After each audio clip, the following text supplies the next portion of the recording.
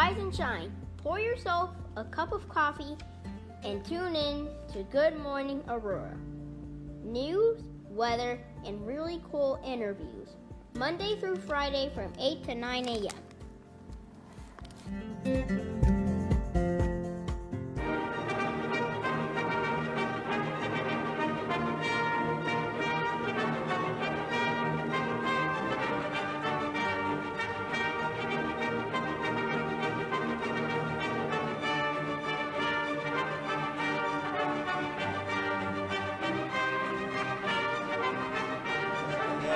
Destroy everything. Good morning, Aurora. Good morning, Aurora. Good morning, Aurora. The time is now 8:02 a.m. You are listening to and watching Good Morning Aurora, the second largest city's first daily news podcast. It is Wednesday, March 1st of 2023. We gave the weather this morning. And funny enough, on Monday we gave you the weather too, but I promised y'all something on Monday that we did not deliver. On Monday, I told you we were going to have a gentleman by the name of Michael Rayford on the show, and we didn't have him, and y'all just saw me, right? But you liked it. I know you did. Michael Rayford is here with us today. Michael Rayford, how are you today, dear sir? I'm doing awesome, man. I brought the sunshine in today. That's why I have my orange shirt on. Okay, you look good. How money works, man? Gabriel Bradford, how are you? I'm feeling great. Happy for beautiful day. I mean, the sunrise was gorgeous today. So. Okay, all right. You saw the sunrise? Oh yeah, totally. Yeah, I'm up by like 5:30 every morning. That's good stuff. Yeah. Got to be up early. Exactly. We got a lot to talk about today. We're going to talk about the book. We're going to talk about how money works, your work, the campaign, and everything like that. And then I got a cool story about a fun shipwreck. But before we get into that, I want to ask both of you gentlemen, because this is something that is important. How are you feeling internally? How are we feeling internally? Brand new month, first day of this brand new month. How are you feeling internally? And might come in just a tad bit. I know you know what you're doing, but just come in a tad bit with the mic and all. There you go. We want to hear. Yeah, we want to see you. You got a nice voice, bass voice, man. There you go. I am feeling great, and I must say, for those of you who don't know, I know you have a lot of female listeners on the show. Right. Today is the first day of Women's History Month. That's right. It is Women's History Month today. March 1st. Yes, it is. Women. Yeah. Did you know that? I did this first Fridays, which is on what? There's Thursday and then Friday. This first Friday is gonna be all about women's history and so it's going to be really cool. Absolutely, yeah, that's right. Absolutely. So honoring the sacrifices and the work of women in the community. Yep. Valerie is here. Good morning, Valerie. Gloria Gerardo, Jamie Patzer Johnson, good morning to you. And Gloria says good morning to you. I hope you have a nice day today and a blessed day today. Today's the first day of March. Have yourself a blessed day today. Amen. Thank you very much for that, Gloria. Times 8:04. So how money works? For those unfamiliar with it's a national campaign. Is that correct? Yeah, national campaign. Okay. We have educators all across the country, okay, and it is a movement to help people understand how money works. And so I gave you a book a while ago, right? You did, yep. The first time we met. Did you read it? Well, it wasn't the first time we met, but the second, when I interviewed you, you gave me a book. Okay, did you read it? I have not read it yet. See, I have not read it yet. Shame. Wow, Curtis. No, but imagine if I would have not read it and just told him, yeah. Oh, that's true. see, he's being honest with you, so you know. But plus, and Michael will understand. Yeah. I'm sorry, Michael will understand this. Like I'm a reader for real, so I actually have books. I got a backlog of things I got to get through. Yeah, so I need to finish the book I'm reading right now, which is called Leadership in the Workplace. Right. Then I got to finish a short book called the name escapes me. That's how short it is. Then How Money Works is next. And you know what? Don't feel bad because that is typical. Mm-hmm. Because we'll share the book with people, talk about the concepts in the book. Most people don't read it. They may thumb through it. Right. But until you continue to reach out to people, talk to people, you got to stay on them. Like last year, I probably gave away 100 books. Mm-hmm. And so now I'm still following up with those people to see if they read it. If they didn't read it, that's just another opportunity for me to educate them, to invite them to a workshop, to send them a video. Right. Just to keep them engaged in the conversation of how money works. Can I give you a great story? Absolutely. You know we love, come on, what kind of question was that? You know we love a good story. We love stories. I was on a networking Zoom probably 6 months ago. Okay. And, you get 30 seconds to introduce yourself, talk about your business. Right. And one of the young ladies on the Zoom reached out to me after the fact. She says, I love what you're doing. Can we get together? Because at the time, she was a mentor for an entrepreneurship program at one of the high schools up north. Sent her a book, but hadn't heard from her in like 5 months. Right. I get an email from her 2 weeks ago. And she said, I have an opportunity for you, but first I want to tell you a story.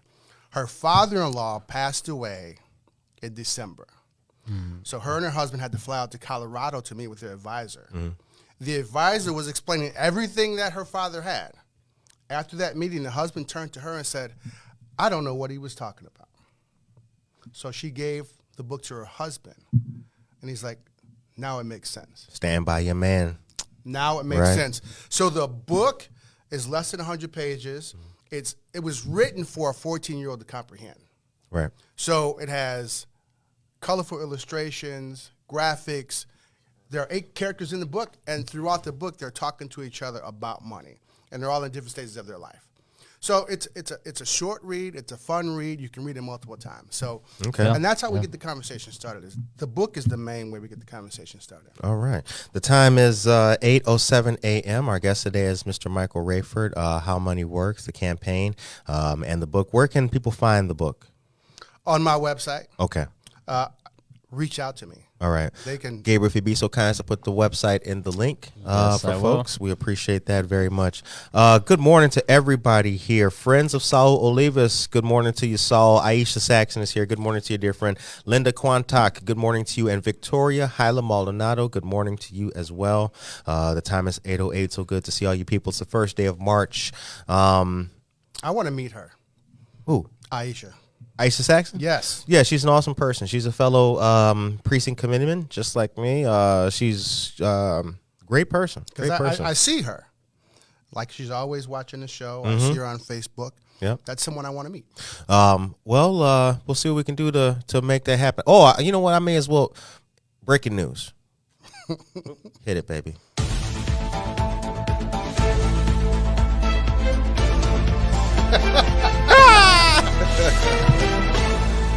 You're a real news show, man. You know, when we take you to a commercial, we're gonna take you to a commercial now. We have our 3-year anniversary party is going to be this year at McCarty Mills once again. The precise date, because we both started, McCarty Mills opened like in the same week, a few days before after we did or something like that.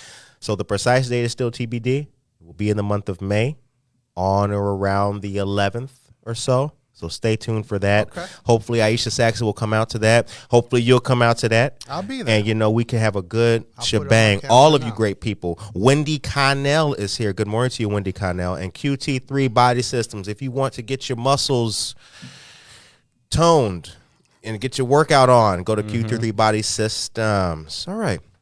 So when you meet folks in the realm of financial coaching, whether they reach out to you or you've met them before, now it's a follow-up conversation, what's the ratio of people that you meet that are either a complete novice at it, right, have no idea what you're talking about, school me from the ground up, or do you meet people who at least have an inkling, right? They have a sense. They may not be adept and be able to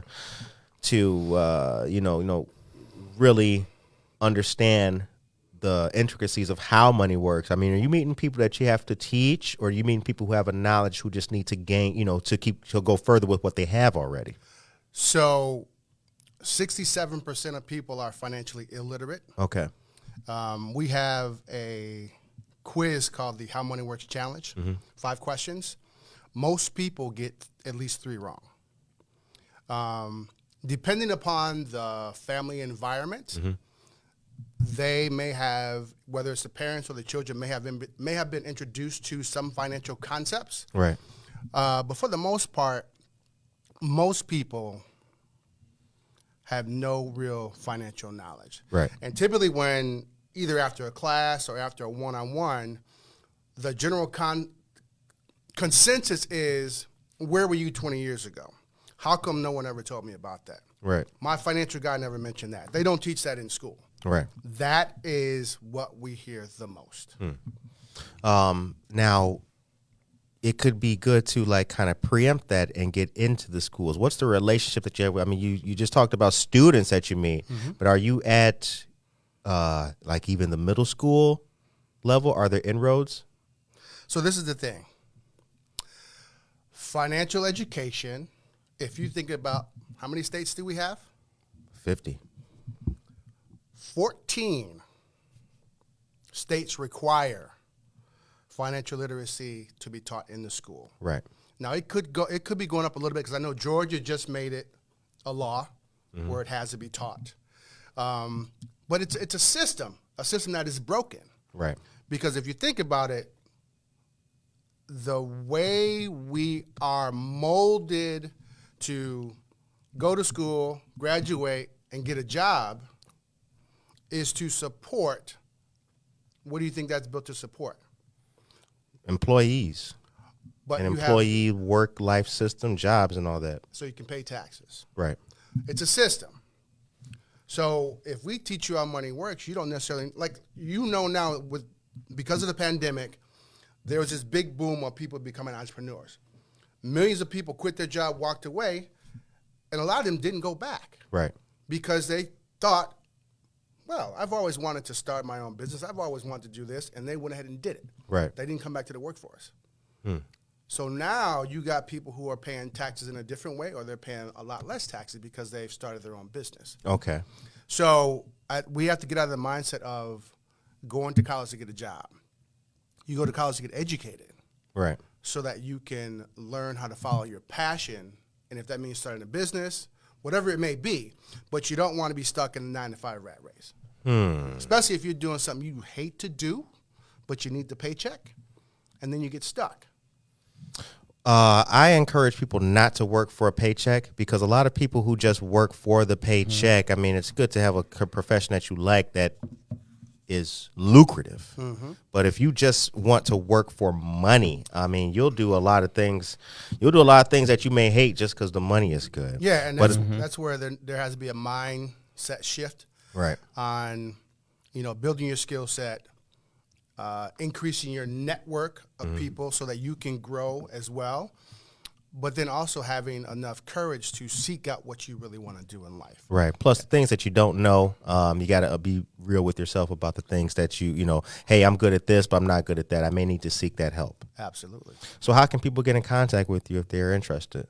They can go to my website, which is wealthwave.com/Michael Rayford. Okay. Or howmanyworks.com/Michael-Rayford. Okay. Or they can just text me, which is the easiest, 630-569-3734. All right. That's the quickest and the easiest way. And, of course, I'm on LinkedIn, Facebook, Instagram, Twitter, all that kind Everywhere of stuff. we need to be, right? Everywhere we need to be, absolutely. All right, the time is 8:14 a.m., ladies and gentlemen. Thank you very much for putting that link in the chat there, Gabriel. I appreciate that. So where were you born and raised, man? Where are you from? I'm from the A, man. Okay. I like what you guys are doing here. Thank you. You're welcome. Nice. Thank you, man. I appreciate that. Got the I big appreciate Aurora that. sign there. No, I'm from the A. I say the A like Atlanta, but I'm from Aurora, born and raised. Oh, Michael Rayford. Oh, was that your alarm? I have alarms throughout the entire day. 8:15 a.m.? Yeah. Man, I haven't slept until 8:15 since I was like No, 7. not the alarm to wake up. I know. I'm just capped. I have to set alarms, man. I'm to just remind being me to do funny. stuff. I know. Yeah, I know. absolutely. Yeah. I do that during the day too. 1 p.m. Send the email to such and such. Absolutely. Yep. Absolutely. Oh, yeah. Well, no, Black Hawk. Okay. West Aurora. All right. All right. Now, were you your Tomcat? If my memory. No, I'm a warrior. I'm a Wabanzi Valley warrior. I mean, that's all right. Yeah, I went to. I went to Wabanzi. But I got love for all my schools, man. Got love for all the schools. Absolutely. And so, raised in a 2-parent household. Okay. And so, I think one of our biggest advantages of what we do is sharing our own story. And so, parents work. However, their relationship kind of dwindled, and my dad paid all the bills. Okay. Like, he handled the house note. Right. My mom paid all the small bills, electricity, gas, all that kind of stuff. And he got to a point where they weren't getting along. Right. So he stopped paying the mortgage. My mom didn't know. Right. Until the sheriff knocked on the door. Like, he hadn't paid the mortgage in 11 months. And so for me, it's just like, whoa, wait a minute. Like, we've been living in this house for the past 11 months, no mortgage payment. How come you didn't tell anybody? Right. Or he was just upset. Right. And so you'll find that depending upon the relationship of the parents in the household, a lot of times the woman she's not involved in the financial at all. So if something would happen to the husband, the breadwinner, right, the wife doesn't know what to do, doesn't know who to pay, doesn't know where the policies are, doesn't know where the investments are, lost. Right. And so now she's got to find legal help to get access to whether it's the bank accounts, investments accounts, things like that. So, but yeah, grew up here, went to Eastern Illinois, got my master's, taught at Wabansie for 17 years, taught at Wabansie and CLD simultaneously. Okay. Yeah. Brett was in one of my classes. We were just talking about that. Yeah. So Brett is a student. Yeah. He mentioned that. Yeah, he did mention that. What did you learn about teaching? What did you get out of teaching? I mean, now you're coaching, still teaching in a way, but obviously not in the traditional academic sense that you were teaching. So I mean, what's the passion in there to still make you do that? Well, I mean, I love teaching, and I only started teaching because I needed extra income. Right. But then found out how much I really liked it. And I think one of the biggest lessons I learned about teaching is that, because my thought was, I'm going to save every student in my class. And quickly learn you can't. That's not possible. That's not possible. Right. And so headbutted with a couple of students because, of course, I don't want all my students to like me. You shouldn't, because I'm going to challenge you. Right. Right. I got to push you. Right. And so that's when I found out that I can't save every student. But yeah, I just fell in love with it, man. I love being on the stage, if you will, because I do have a theater and acting background. So love being on the stage, if you will. And that's kind of what it is now, is when I have my workshops, it's me in front of an audience, and I use my entertainment background because I don't want to just give you a bunch of information and it's kind of like dry and dull. I want to entertain you, but then also teach you some things along the way. Right. And so that's what I do. Is entertainment or having a flair for it maybe not key in education, but does it help? Certainly doesn't hurt, right? Oh, it absolutely helps, man. I mean, when you have a class, and it could be a 50-minute class, it could be an hour-and-a-half class, it could be a 3-hour class, you've got to find a way to engage your class because you've got different types of personalities, and each student needs a little bit something different.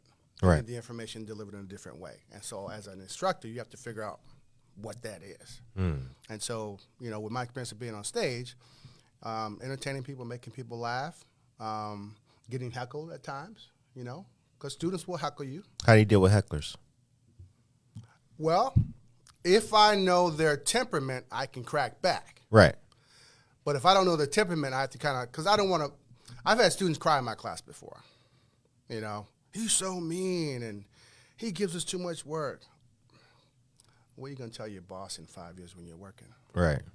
Yeah. You know what I mean? Drive a forklift. I was thinking more of like taking the trash out. Jennifer Ryan Mayton is here. Good morning to you, Jennifer Ryan Mayton. Bianca Camargo, Brent Jimenez. BTP is his moniker. Get to know BTP by hanging out at places like McCarty Mills and Tavern. He'll probably be at our birthday party too. Well, I have to say that what made an impression on me as a young man with my teachers and my educators was the veracity of the information. Like it needs to, anybody can tell you something, right? But let me know how important, how deep, how monumental this is. Right. That'll stick with you for a long time. I know. So as you know, my dad recently just passed away. You're talking about paying bills and everything like that in the household and the family, and I think it is an older generation kind of thing, where like the father will pay the house note and the mortgage and all that and the small bill. So I say all that to say, like, I found a box of Leave it to my dad kept everything. My dad kept right? Yep. My dad kept everything. But my mom, all the checks to like service merchandise, I mean, we found it's a beautiful thing, but we found a whole like, what are you what the hell, about? service no merchandise. idea. No idea Anybody what from that the is. South Side way where we from Harvey, Illinois, will know Waltz. Yep. Service merchandise, Waltz, all these different places. My mom was paying that. Absolutely. You know, the other checks and everything like that. Now, she did pay the house note and all that on certain documents or, you know, whatever the case may be. But, yeah, that's more indicative of that time frame. Yep. Now, it behooves a family Yep. for everybody to know. Everybody to know. Everybody. You too, little Timmy, you know, learn how to balance a checkbook. Yep. And it even goes past that because, I mean, how many of us really use a checkbook nowadays? I don't.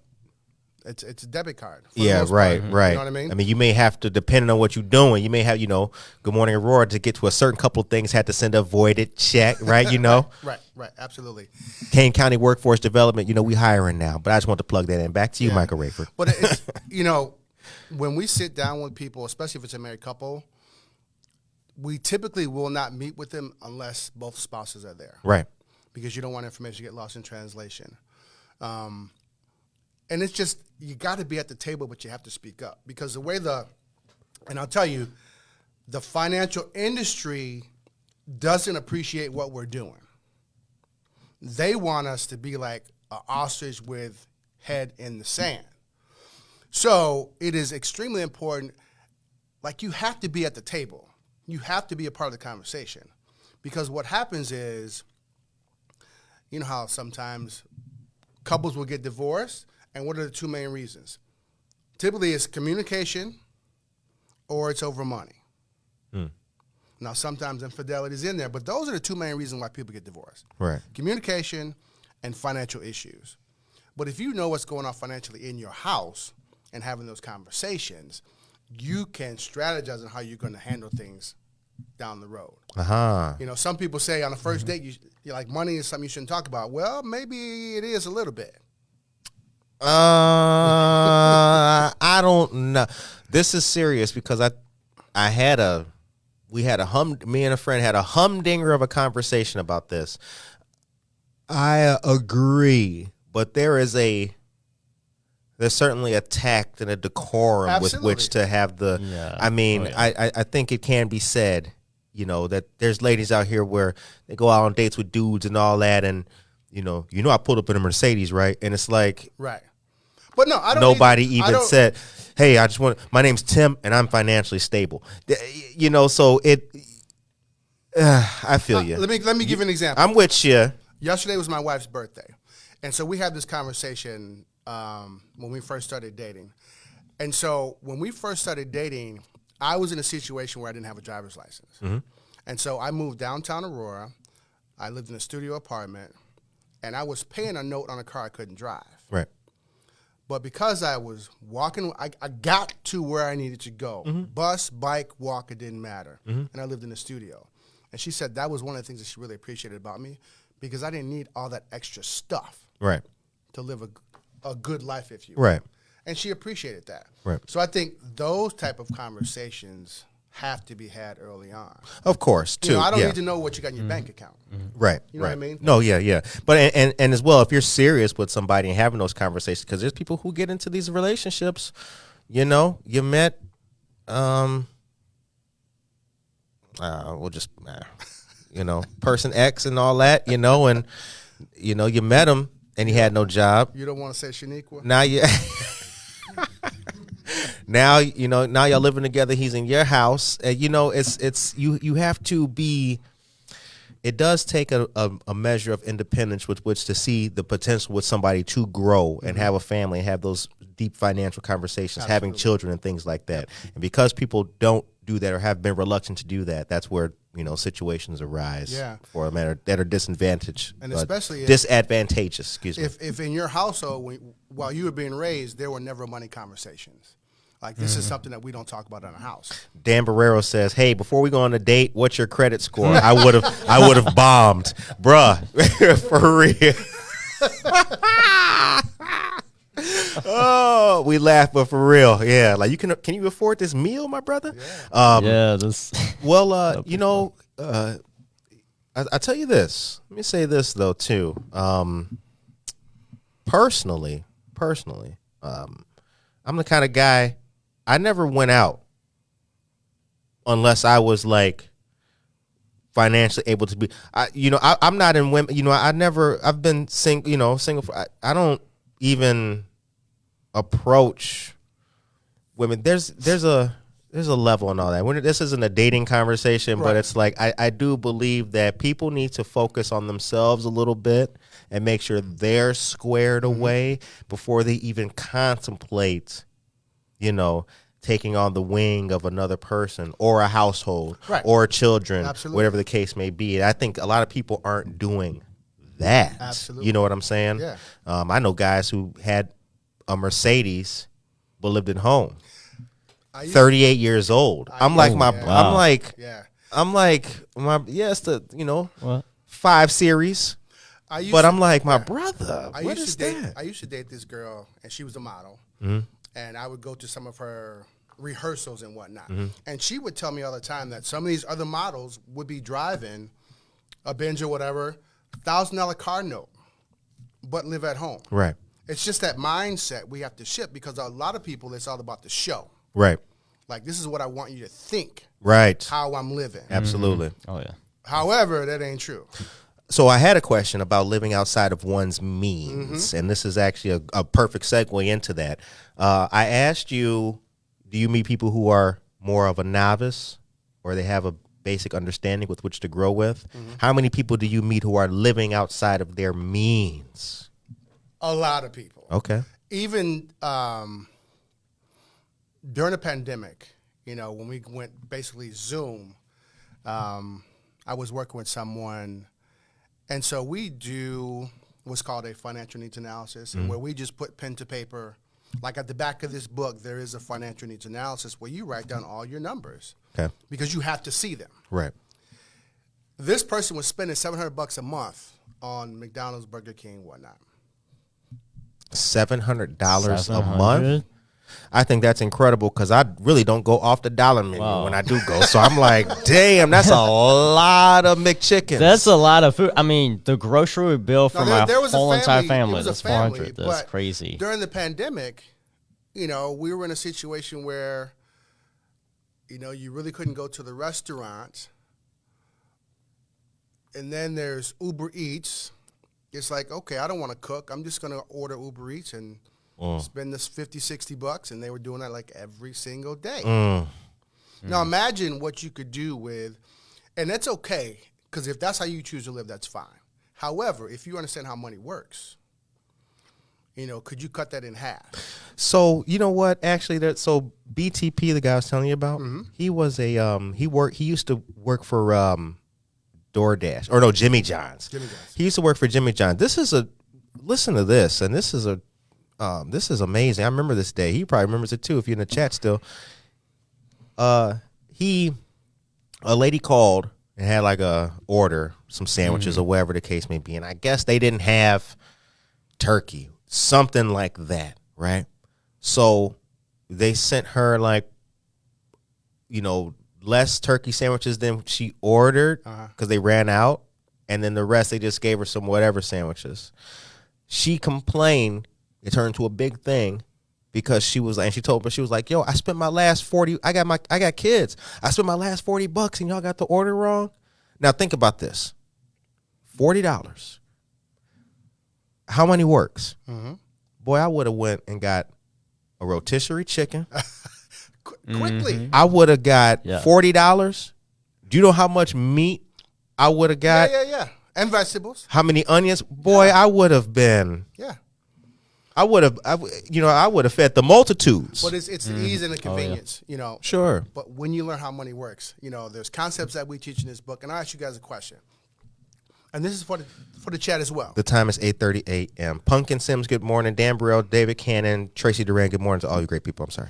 So one of Albert Einstein called this like the eighth wonder of the world, called compound interest. Oh, yeah. You say, oh, yeah?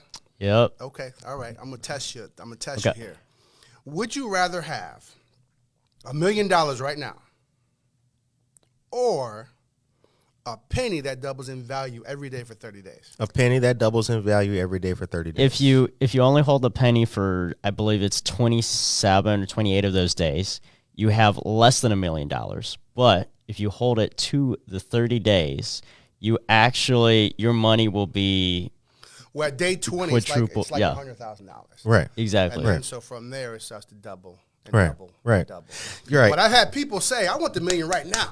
Right, of course. Yeah. Because they don't want to wait to 30 days. Oh, yeah. It's that I mean, instant who wants, gratification. Right? Absolutely. However, if we can be, number one, if you understand it, but if you can just be disciplined with your behavior, Right. and continue to save and save. Right. You won't see it right away, but by day 22, 23, you're like, wow. People, funny, Yeah. People would allude. The word of the day is allude. Allude. Okay. People would allude. They would do things, like, yeah, I see, They would look at the Good Morning Aurora numbers or something like that. Mm-hmm. 92 one day, 134, right? That ain't nothing. We average like 250 to 260 views, a day. Yep. And we've been doing that for almost 3 years. So it's, like you compound interest, baby. Like that's not the, and I think, let me start over. I think instant gratification, and these are my words, not yours. Right. I think that instant gratification, unfortunately, for large swaths of people of color, has in many ways been the brass ring they've been trying to catch for so long. Yep. Now, that's partly because, if you grew up and you ain't had nothing, when you see that brass ring, you're going to try to grab for it. Yep. Absolutely. Lots of great stories from Curtis Mayfield to everybody has started off with nothing and made something of themselves. However, the constant instant gratification lifestyle, or looking for that thing, that next big thing, without putting in the work or realizing that it may take you a long time to do it, that's been so detrimental. And that's the thing that I want and I try to change. You know what I'm saying? Look, man, it's not about the instant gratification.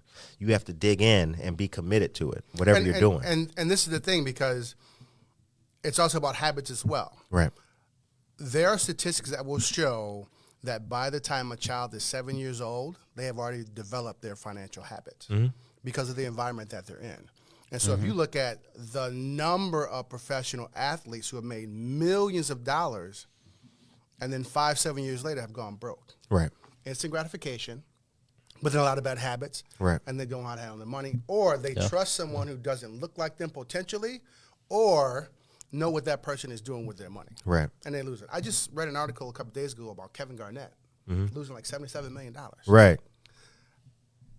How does that I mean, I know now how it happens, but it's like, wow. Yeah. Who was watching your money? Mike Vick is another Vick's another good example of that. I mean, he was making tens of millions, but yet was engaging in something that makes at best tens of thousands. I mean, and you right.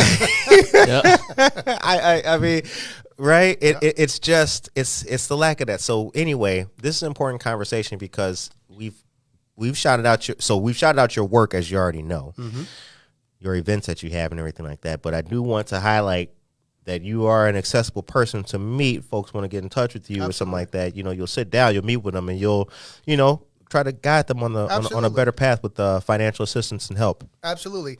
And financial advisors, if you will, has been an industry where, like right now, the average financial advisor, and I'm not a financial advisor, I'm a financial educator first and foremost, but the average age is about 57, Caucasian male. So just dominated by people who don't look like me. But we're changing that. Right. We are looking for more women to become financial educators. There are statistics that show that women will control more than $13 trillion in financial assets in the next 5 to 10 years. All right. Because we've got this shift where the baby boomers are either passing away, retiring, and there's money moving. Oh, I like to see that. I like to see money that. moving. So when money moves, people make money. Gabriel Bradford, take me to a commercial, please. The time is 8:36 a.m. You are listening to and watching Good Morning Aurora, the second largest city's first daily news podcast. Nora Smith is here. Good morning to you, Nora Smith. GMA right back at Dan Barrero. All of you great, beautiful people. It's Monday, or it's what? Scratch it up. Ficky. Right. It's Wednesday, the 1st of March. So we're doing good today. I got a quick story I want to tell you guys about. Check this out, man. Anybody who likes cool stories will really like this. There was a long-lost ship that was recently found in Lake Huron. Even for the Thunder Bay area, a perilous swath of northern Lake Huron off the Michigan coast that has devoured many a ship, the Ironton's fate seems particularly cruel. The name of the ship is the Ironton. The 191-foot cargo vessel collided with a grain hauler on a blustery night in September 1894. Both of them sunk. The Ironton's captain and 6 sailors clambered into a lifeboat, but it was dragged to the bottom before they could detach it from the ship. Wow. Only 2 crewmen survive. Now, that gravesite has been very sought after by shipwreck hunters. A team of historians, underwater archaeologists, and technicians located the wreckage in 2019 and deployed remotely controlled cameras to scan and document it. The sanctuary plans to reveal the location in coming months and is considering placing a mooring buoy at the site. Now, here's where the story gets really interesting. Officials have kept the secret. They've been keeping it a secret to prevent divers from disturbing the site before video and photo documentation is finished. Mm-hmm. Now, this is important because grave robbers and all that, it's a real thing. Now, video footage shows the Ironton sitting upright on the lake bottom, hundreds of feet down, and according to Superintendent Jeff Gray, it is, quote, remarkably preserved by the cold, fresh water like many other Great Lakes shipwrecks. No human remains were seen, but the lifeboat remains tethered to the bigger ship, a poignant confirmation of witness accounts from 128 years ago. 120. Come on, man. That's awesome. Come on, man. That's what I love about the news. And see, this is what I was always in it for as a child. And see, that's a nice history lesson that needs to be told as well. That is.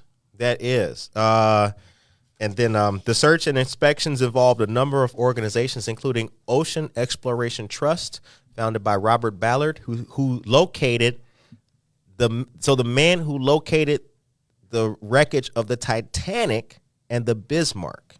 Come on. How official. Now, that's an interview I need. I'm going to holler at him. Toot, toot. Right? Right? Oh, that's awesome. The time is 8:39 a.m. Cheryl Brownell is here. Good morning to you, Cheryl. So, thank you for the coffee, by the way. No problem. How is it, by the way? Is it good? It's good. All right. Okay. All right. French vanilla? And all that. Yeah. It's all right. You know, you got to, that's what we need. Where's my coffee? It's right by the table there. I got you too. All right. Brett, would you be so kind as to see? How many cups of coffee do you drink a day?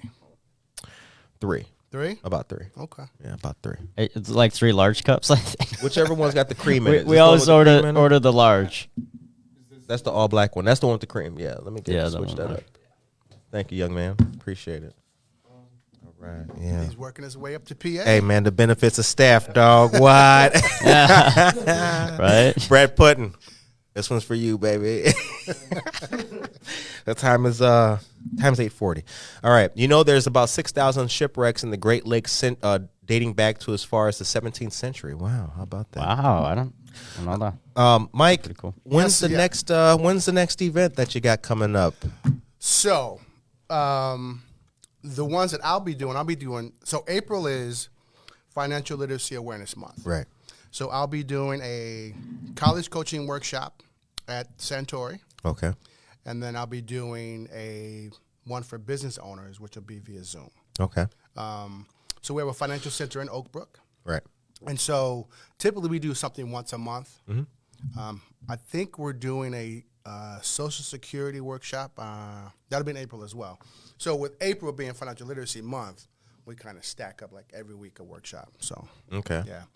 But I mean, it just takes a text or whatever. Wherever the interest is, we hop on a Zoom or face to face. Okay. And it could be one person, it could be 5, it could be 100. Doesn't matter. Yeah. All right. What's your opinion of how things are going in the city financially and in the realm of development, things like that? The city of Aurora? Yeah. The last time we sat down, remember the last time we had an interview? Mm-hmm. The world was a way different place. If I'm not mistaken, we were still in the remnants of the mitigation phase and stage. How's it looking? We coming up. And that's funny you said it, because as I was driving here and then crossing River at the library and looking to my left, I'm like, it's looking much better. Businesses are popping up. However, I mean, you have to have apartments and restaurants to draw people in. So now what are you going to add to that? It's like when you have a meal, you've got your steak and your potatoes. So now where are your vegetables? What's the dessert? So what are those other businesses that they're going to bring in to support what the community needs? So that's what I'm looking for next.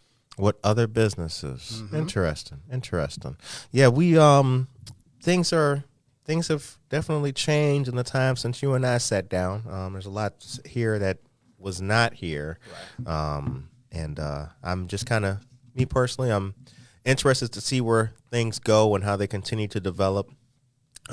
When you and I actually did have that interview, I remember that we had just started coming to the studio and everything. Yep. We had just started like kind of making our inroads here. At that time, we're in a way different place. But I think it is a testament to the people in the city that the amount of, that things have gone up and gotten better and increased services and things like that since we sat down. Right. It hasn't gone in the opposite direction. So that at least is a good testament to things. You also have a history in broadcast media. You did your own show for 7 years called Word for Word. Word for Word. Word for Word. All right, tell us about it. Well, I was telling this young man here, I started my show in 1996. Damn. And this kind of goes back to, why do you go to college? Because when I declared my major as speech communication, I didn't do it on purpose. I took my first speech class, and the instructor said, "Have you ever thought about majoring in speech communication?" And I was like, no. That was my first introduction to speech. If I had known, it would have been television broadcasting. So not having that exposure while I was in high school. Right. So after I graduated with my master's, I was reading the newspaper one day, and there was an article in there that said, "Have you ever thought about being a TV producer?" And it was an ad for Here. And I'm like, yeah. Here? ACTV. Oh, wow. I was okay. like, yeah, absolutely. Because I told my mom a long time ago, I'm going to be on TV. However, I never knew how to do it. Right. And so came down here, they had like a 2-day certification class, and then you had access to everything. And so I just started interviewing people, going to events, did that for 7 years, parlayed those skills into a job with the Oprah Winfrey Show, PBS, did some independent things. I don't know if you've heard of WVON. Oh, yeah. Monique Caradine. We did a show together for like 3 years. Oh, wow. Yeah. Okay. Yeah. She's doing her thing now, too. She was in Puerto Rico for some years, and now she's back in Atlanta. But she's doing her thing. And so I've just continued to do video. Right. And it's funny you say that because over the last year, I've done like 12 interviews. And so now I'm turning those into a podcast as well. Yeah. So I'm glad that you said, look, man, look, bruh, I like that. I like that. And when I saw you doing your interviews, man, like you, I told you before, man, when I interviewed you, that's when things got a little bit different with the show because you were the first person who I interviewed who had an inkling of the light. Like you had been in in the water I was, now dipping my feet in and Right. trying to swim in. Right. And I thought that was pretty cool because I was like, wow, that made me realize, like, holy cow, all these people I've interviewed, I've never interviewed a person who's actually in the industry before. Right. Oh, yeah. But I've learned a lot from you. You mentioned some interesting things about the industry. So you got the industry skills, speech coaching, or the knowledge of, Right. rather, background as an educator. Yep. What else do you do, man? I mean, do you fly planes too? What else? I cook. What have we forgotten? I'm a pretty good chef. yeah? That pretty much, and I think it was really finding out who I am. Sure. And so that's what I talk to when I do my college coaching workshops. It's really our coaches help young people figure out who they really are. Amen. And that comes from, assessments, but it also comes from having an impartial third party who only has the interest of you succeeding in life. Right. And so I think if I had somebody in my life while I was in middle school, junior high, to help me find those things, asking those questions of me, what do you want to do? What have you thought about? And just all those questions to get me to think about, maybe I should try this. Because I often go back to, I think I was in 6th grade, and there was an open call for a play. And so imagine about 200 6th graders lined up in the hallway getting ready to audition. And one of my friends, mind you, said, you can't be an actor. You can't be on stage. And I believed it. No. But you got the line. Yeah, you know what? I'm gonna just go play ball or something. And I believed it. And so coming full circle, I'm where I'm supposed to be. Right. And even back in my ACTV days when BET 106 in Park first came on, they held open auditions in the city. And I was working a job in the city, and I was going to go audition for it. But there was probably 1,000 people in line, and they were dressed in all kinds of costumes. People who just wanted to be seen on TV. Right. I'm like, that's not What they're looking for. Yeah. I'm not that. Right.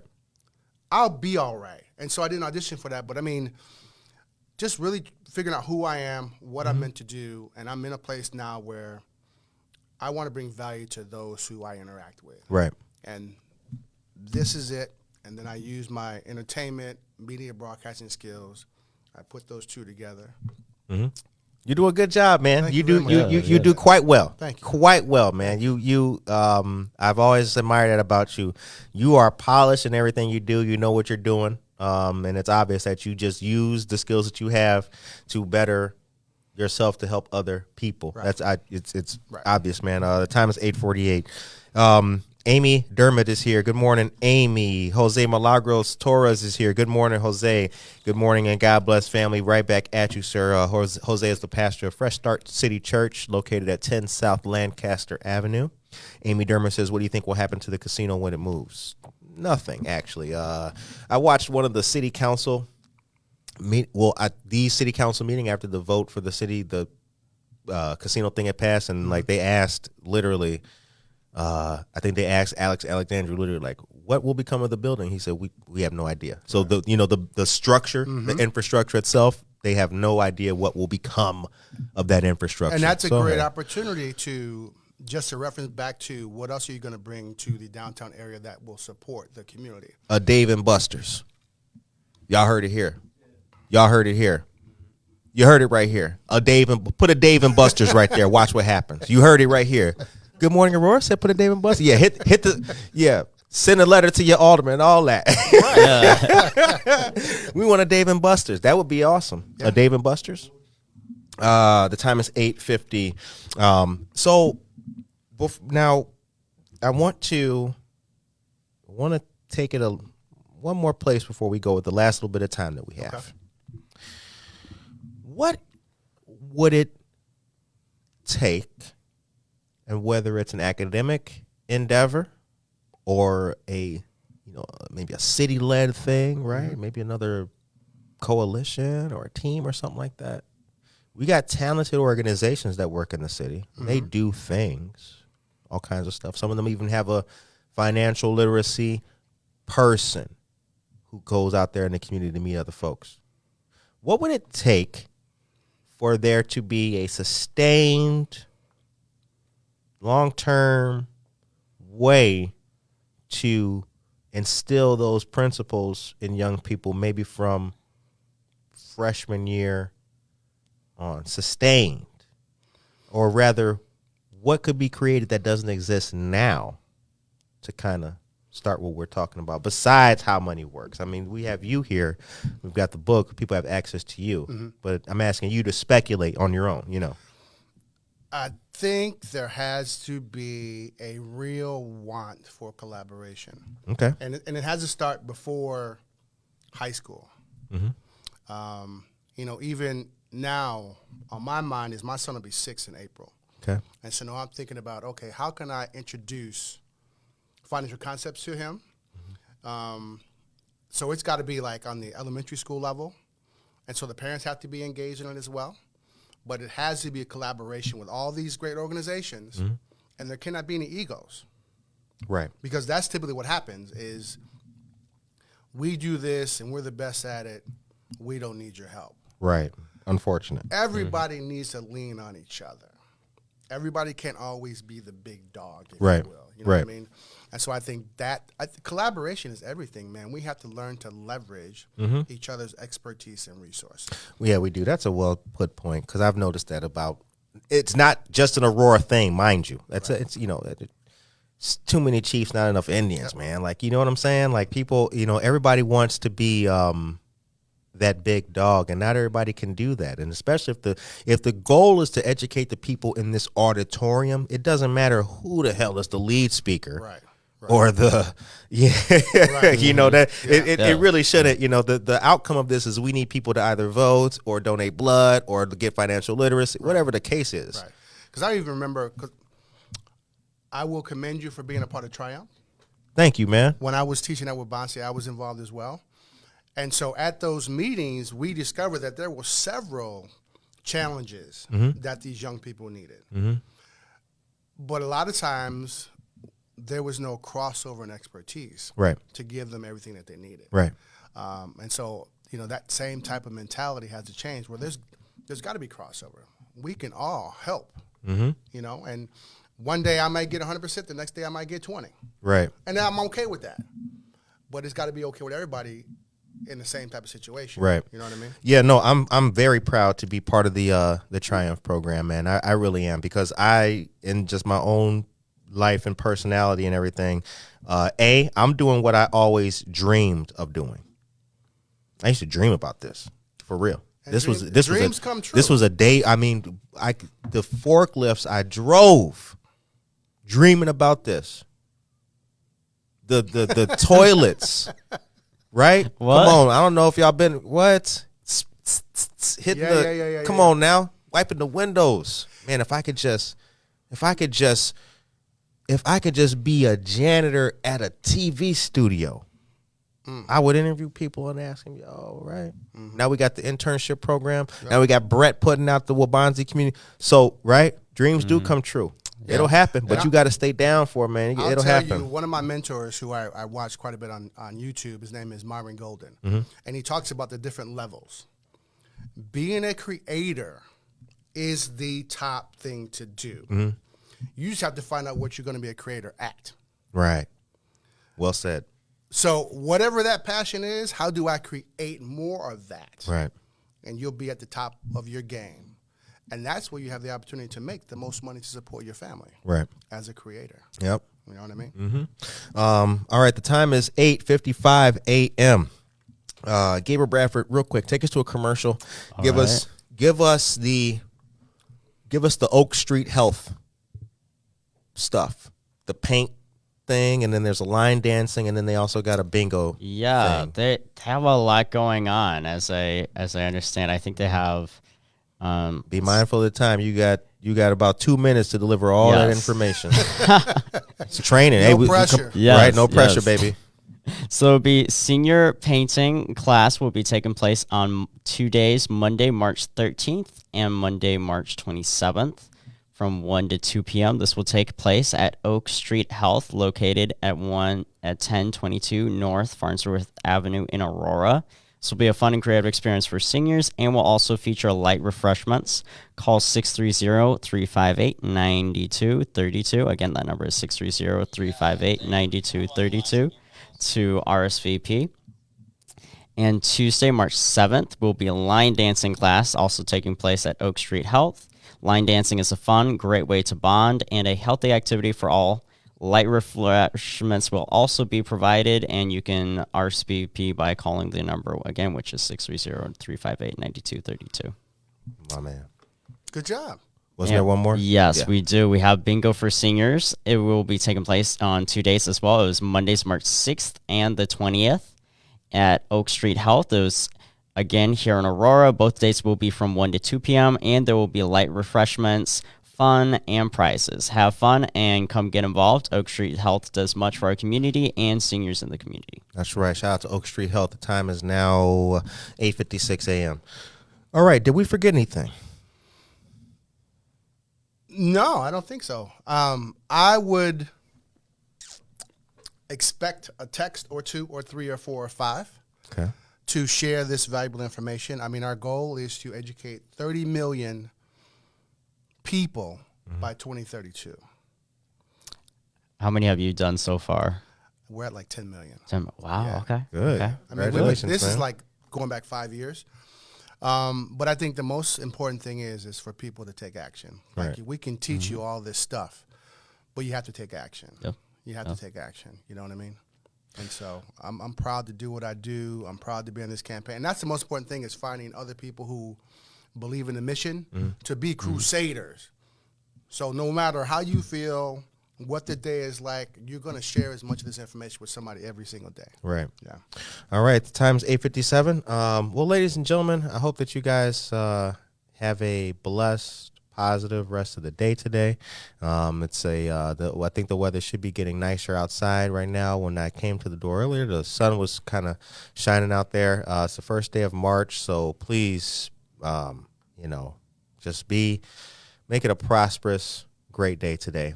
Share your number for the folks one more time. 630-569-3734. 630-569-3734. All right. Well, Michael Rayford is a dear friend of the show, so we will continue to share the information that he has in his different events and different news. What Almost up? forgot. New book coming out. Okay. How Money Works for Women. Take Control or Lose It. Book launched just last week. Okay. If you've heard of Rich Dad, Poor Dad, Sharon Lecter, co-author, she co-authored this book as well with one of our senior leaders. So Okay. yeah, Sharon Lecter. Sharon Lecter. Yes. Okay. All right. Didn't you did a thing with her at Oak Brook? In Atlanta. Oh, In Atlanta, okay. yeah. Okay, that's right. Yeah. Because I've seen that name associated with your. Yeah, they were in Atlanta just this weekend, and Okay. it was a full female push. Okay. So pretty excited. We have one coming out for homeowners. All right. I mean, we're coming with the information, man. People just have to take it and accept it and use it. That's right. Word up. Yep. Knowledge is powerful, but applied knowledge is powerfuler. Scratch it up. That wasn't even the word. Hey, but you see that all the mistakes are in here. That's all good. All right. Well, after we just made up a new word, powerfuler, y'all use that. All of you use it. You can. That I give you that. Jose Milagro Torres says, "Amen. Have a blessed week, family." That's right. So listen, this Friday, we've got World Relief coming back on the show, so get ready for that. Other than that, have a great day. Have a positive day. It's also First Friday this Friday as well with a whole lot of things going on. Today's the first day of Women's History Month, Yes. so be blessed with that. And all the women who are out there making a great positive change in the city and around the world, we salute you. Other than that, have a great day. Thanks again to Michael Rayford. Absolutely. Take care of yourself and Each one each teach one. other. Each one teach one. That's right.